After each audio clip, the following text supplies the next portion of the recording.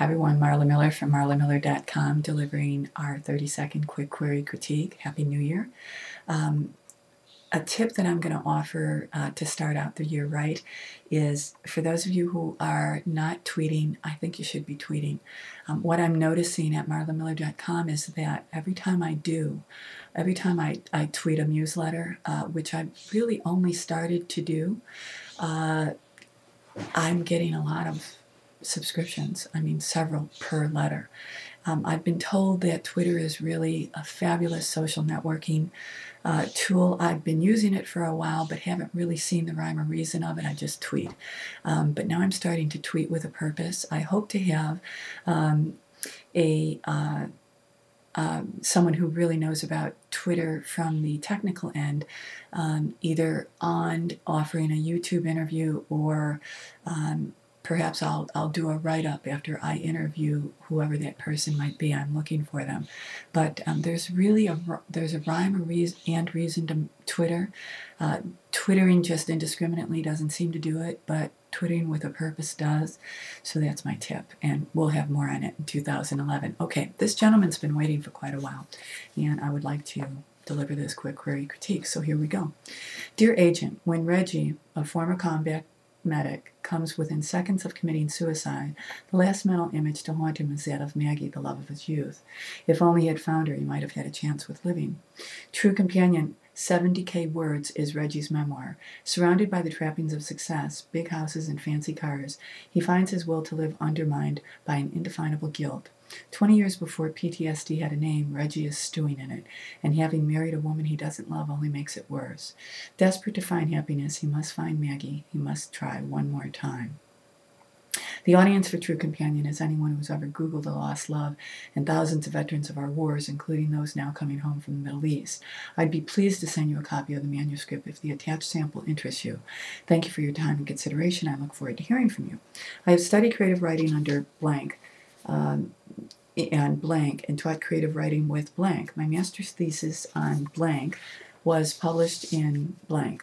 I have published poetry in small press publications and was a writer-editor with the Center for Disease Control and Prevention for 27 years. Sincerely.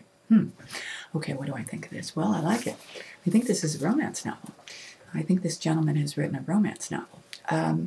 But I'm a little confused in a couple of areas. Now, I will tell you that I have just read this. You and I have just experienced this letter together. So, let me just go through.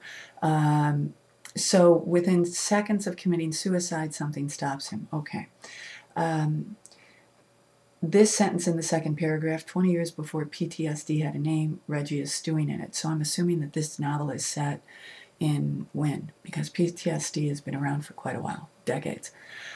So check that out, because I'm just confused. You've sent me someplace and I'm not sure if I should be going there. So make that clearer.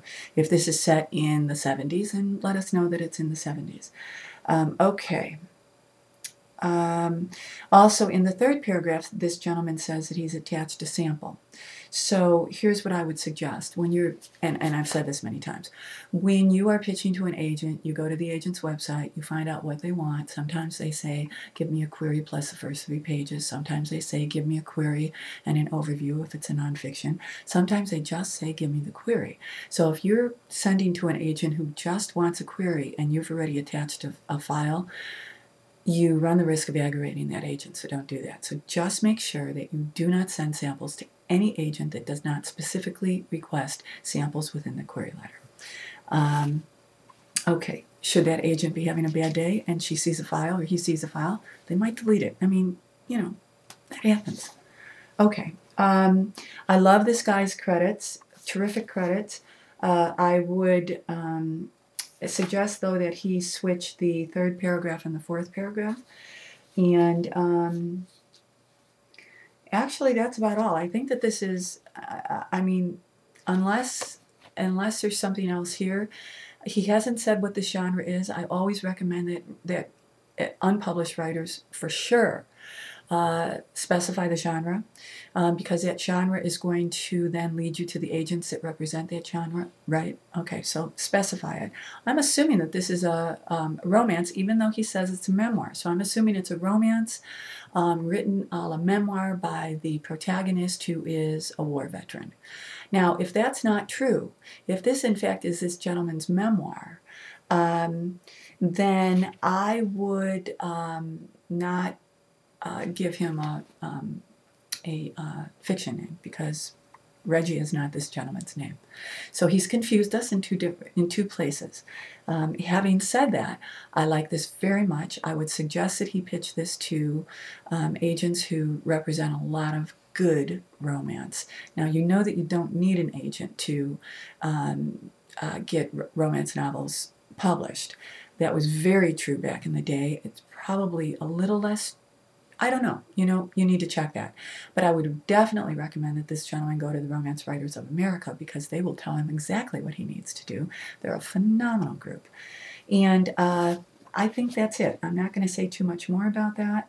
This is a unrequited love, and I think he's going to find what he's looking for, and which will save him from his fate, which is committing suicide because he's so darn depressed.